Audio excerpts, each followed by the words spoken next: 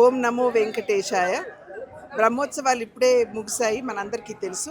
నేను ముందుగా చైర్మన్ గారిని, ఈఓ గారిని, అదేవిధంగా బోర్డ్ మెంబర్స్ని, ప్రతి ఒక్కరిని కూడా సేవ చేసినటువంటి వారిని, ప్రతి ఒక్కరికి కూడా నా అభినందన ముందుగా నేను తెలియజేస్తున్నాను.